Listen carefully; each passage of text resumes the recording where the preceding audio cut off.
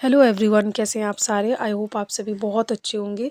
तो आज मैं गई थी सदर, और सदर से मैं नवरात्रि का सारा सामान लेके आई, और दुकान का भी थोड़ा सा कुछ सामान लेके आई। वहाँ पे मैं ज़्यादा शूट नहीं कर पाई, क्योंकि आपको पता है सदर में कितनी ज़्यादा भीड़ रहती है, और सबसे ज़्यादा ना मोबाइल चोरी होने का बहुत ज़्यादा डर रहता है। आप अगर दिल्ली से नहीं हैं, मैं तो दिल्ली में रहती हूँ, अगर आप दिल्ली से नहीं हैं और बाहर से आते हैं शॉपिंग करने के लिए, अगर आपकी दुकान है और इस सिलसिले में अगर आप शॉपिंग वॉपिंग करने के लिए आते हैं दिल्ली, तो आप अपने पैसों का, जब भी सदर जा रहे हों तो अपने पैसों का और अपने मोबाइल का ख़ास करके ध्यान रखें, बहुत अच्छे से ध्यान रखें।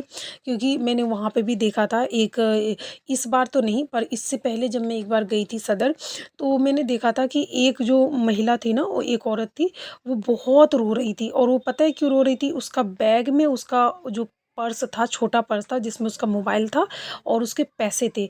पर पता है वहाँ पे अब हो सकता है वो जैसे कहीं पे सामान खरीद रही हो, तो वहाँ पे क्या कहते हैं, सामान खरीदते हुए उसको किसी जो चोर होते हैं वो नोटिस कर रहा हो, या पैसे देते हुए देख लिया हो उसने, तो और उसने वापस से जब उसी में पर्स में, बड़े से पर्स में अपना वो छोटा पर्स रखा होगा, तो उसने देखा होगा शायद, तो उसने ना एग्जैक्टली उसी जगह पे बैग में ब्लेड मारी, और उसका वो छोटा पर्स वहाँ से वो निकल आया। अब वो कैसा था, कैसा, इतना तो मुझे नहीं पता, पर वो बेचारी बहुत ज़्यादा रो रही थी, वो आस-पास के लोग ये सब बोल रहे थे। तो इसलिए कह रही हूँ कि ख़ास करके बहुत-बहुत ज़्यादा ध्यान रखो जब भी आप सदर जाओ अपनी दुकान का सामान लेने के लिए, क्योंकि सदर बहुत बड़ा मार्केट है।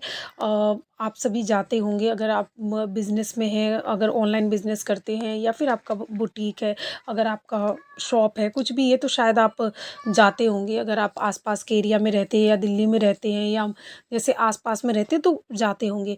तो ध्यान रखें भाई, दिल्ली में बहुत ज़्यादा मोबाइल की चोरी होती है। तो मैं ज़्यादा शूट नहीं कर पाई थी, मैं आ गई थी अपने शॉप पे। पहले तो मैं शॉप पे आई, फिर मैंने सामान वामान रख के वापस से घर गई। घर जाने के बाद पानी वानी पिया, फिर उसके बाद खाना वाना खा के फिर मैं आई थी दुकान पे, और ये मैं अभी दुकान पे सामान लगा रही हूँ। तो अभी सारा ये सामान लगा दूंगी। चूड़ी उड़ी वैसे पता है, अभी ये जो युद्ध चल रहा है ना, इसका पता नहीं अभी इतना इफेक्ट, मतलब वैसे तो सरकार ने तेल और डीजलों के दाम तो कुछ तो बढ़ाए नहीं है, लेकिन सदर में बताओ दाम बढ़ रहे हैं। मतलब मुझे चूड़ियाँ लेनी थी, बट इतना जितना चाहिए था ना उस हिसाब से तो मुझे मिला भी नहीं, और ना ही उतनी क्वालिटी मिली, और दाम पहले से थोड़े से बढ़े हुए थे। हालांकि अभी पेट्रोल डीजल के हमारे इंडिया में तो रेट बढ़े नहीं हैं, तो बढ़ने तो नहीं चाहिए, लेकिन फिर भी पता नहीं कैसे रेट बढ़े हुए थे। तो भाई बहुत महंगाई बढ़ रही है, अभी पता नहीं कैसा ज़माना आ रहा है, मैं तो समझ ही नहीं आता, कभी कुछ हो जाता है, कभी कुछ, कभी कोरोना उससे थोड़े से संभले ही थे, कि अभी ये सारा, मतलब, और लोगों के पर्सनल लाइफ में भी कुछ ना कुछ चलता ही रहता है। मेरा तो और ऊट पटंगा ही चलता है जीवन भर में, कुछ ना कुछ चलता ही रहता है, कभी कुछ, मतलब शांति थोड़ी सी होती है ना, बस उसी टाइम तूफान सा कुछ आ ही जाता है। तो मेरी ज़िंदगी तो झंड है, मतलब कह सकते हैं झंड ही। मेरा बेटा हंस रहा है। मेरा बेटा हंस रहा है। मेरी ज़िंदगी तो कह रहे है ही जो ही है सो, अब क्या ही कर सकते हैं। लेकिन ये है कि देखो, ये है कि जीवन में मैंने कभी भी ना गिव अप नहीं करा। आप सोच भी नहीं सकते कि मैंने इतनी सारी प्रॉब्लम्स अब फेस करी है, इतनी प्रॉब्लम्स फेस करी है, कि शायद कोई और होता ना तो मैं कह सकती हूँ कि शायद वो टूट जाता। लेकिन मैंने बहुत हिम्मत से लड़ी हूँ उस चीज़ के लिए। मैं तो बहुत सारी चीज़ें शेयर ही, बहुत सारी क्या, मैं तो कह रही हूँ 90% मैं ये सब शेयर नहीं कर कर पाती हूँ, और ना ही कर पा रही हूँ। मैंने तो एक बार सोचा था कि मैं, मतलब ना, ब्लॉगिंग प्रॉपर करूँ, जैसे कि सारी चीज़ें बताऊँ, करूँ, लेकिन नहीं हो पा रहा है यार, नहीं हो पाती है। पर्सनल चीज़ें पता नहीं क्यों, ख़ास करके ये लड़ाई झगड़े ये सब चीज़ें, मतलब बताना अजीब सा, शूट नहीं हो पा रहा है मेरे से, तो नहीं हो पा रहा। अगर हो, आगे हो पाएगा, हिम्मत कर पाऊँगी तो मैं शेयर करना चाहूँगी। क्योंकि पता है क्या, शेयर करने से ना थोड़ा सा, मतलब मुझे ऐसे लगता है कि शायद थोड़ा टेंशन जो है वो थोड़ा-सा कम होता है, मतलब रिलीफ़ मिलता है माइंड को अपनी तकलीफ़ थोड़ी-सी शेयर करके।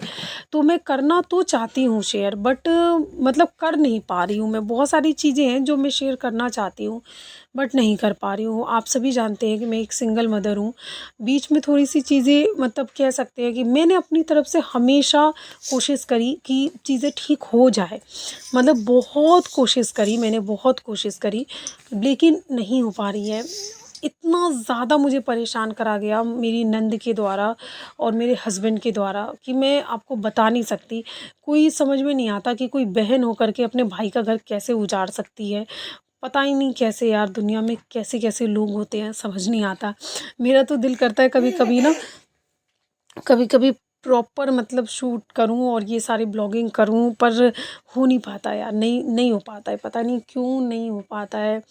आपको पता नहीं है कि एक लड़की का अपना खुद का घर होना ना बहुत ज़्यादा इम्पोर्टेंट है यार, बहुत इम्पोर्टेंट है। जब भी आप कमा रहे हो ना, पता है, जब मैं मथुरा में रहती थी वहाँ मेरा है अपना घर, लेकिन वो मेरे हस्बैंड का घर है। हाँ, वो मेरा भी है, लेकिन बट अब मैं रहती हूँ फ़िलहाल मैं दिल्ली में, और मेरी मम्मी के घर में वो घर मेरा भी खाली है। खाली पड़ा हुआ है, उसमें लाइट वाइट सब कट हो गया है, तो वो भी खाली पड़ा हुआ है वो घर। तो मैं जब मथुरा में रहती थी तब भी मैं काम करती थी, और मैं मेरी मूर्खता ये रही कि देखो मतलब जितने पैसे जब भी सेविंग करती थी और मेरे हस्बैंड को पता चल जाता है मेरे पास पैसे हैं, तो बहुत प्यार से बोलते थे, बहुत अच्छे से रहते थे, और उसके बाद मुझसे किसी ना किसी बहाने से पैसे मांग लेते थे, और मैं मेरे जैसा मूर्ख कि मैं दे देती थी, वो ये कह के मुझसे पैसे लेते थे कि मैं पैसे दे दूँगा, लेकिन उन्होंने कभी मेरे पैसे नहीं लौटाए मुझे। तो मैं उन सभी महिलाओं को जो जिनके हस्बैंड सपोर्टिव नहीं है, सपोर्टिव क्या, जो घरेलू हिंसा करते हैं, मारते-पीटते हैं, तो उनसे मैं ख़ास करके ये विनम्र कह सकते हैं, निवेदन करना चाहूँगी, अपने भविष्य के बारे में सोचो। अगर आप काम कर रहे हो ना, पहली बात तो जो इंसान बिगड़ा हुआ है वो कभी नहीं सुधरता, कभी भी नहीं सुधरता है, ये बात गाँठ बाँध लो। हम जीवन भर यही सोचते रहते हैं कि शायद सब ठीक हो जाए, सब ठीक हो जाए, लेकिन कभी कुछ नहीं ठीक होने वाला। जो इंसान बिगड़ा है वो बिगड़ा ही रहेगा, किसी का नेचर कभी ठीक नहीं हो सकती। मैं कह सकती हूँ कि कुत्ते की जो दुम होती है ना, वो कभी ठीक नहीं होती। जो बिगड़ा है, जो अय्याश है, वो वैसा ही रहेगा। मैं ये शब्द इस्तेमाल कर रही हूँ, बट ये शब्द में बिल्कुल इससे भी बुरा मतलब वो है वो इंसान, लेकिन मैंने कभी मतलब ये अपने ब्लॉगिंग में नहीं बताया। मतलब बहुत ज़्यादा मैंने झेला, इतना झेला है कि मैं बता भी नहीं सकती कि मैंने कितना और किस हद तक झेला। मैं अकेले रही हूँ, काम किया है। मतलब देखो, हम महिलाएँ ये सोचती हैं कि शायद सब ठीक हो जाएगा, लेकिन कुछ ठीक नहीं होता। अपने पास अगर आप कमा रहे हो ना, तो 2 पैसे बचा के रखो, चाहे कितना भी लड़ाई झगड़ा हो, मत दो पैसे अपने, क्योंकि बुरे वक़्त में ना अगर आपका कुछ काम आएगा ना, तो वो आपका पैसा ही काम आएगा, कोई काम नहीं आएगा। क्योंकि अगर आपका हस्बैंड सपोर्टिव नहीं है ना, तो फिर आप कुछ नहीं कर सकते। मतलब, और अगर आप हिम्मत करके काम कर रहे हो तो पैसा बचाओ, क्योंकि पैसा ही आपका काम आएगा। अगर हस्बैंड सपोर्टिव नहीं है ना, तो आपका कोई रिस्पेक्ट नहीं करता, कोई साथ नहीं देता। चाहे आप कितने अच्छे हो, आपके सामने आप पंचायत होगी, सब होगा, सब में आपको सपोर्ट करेंगे।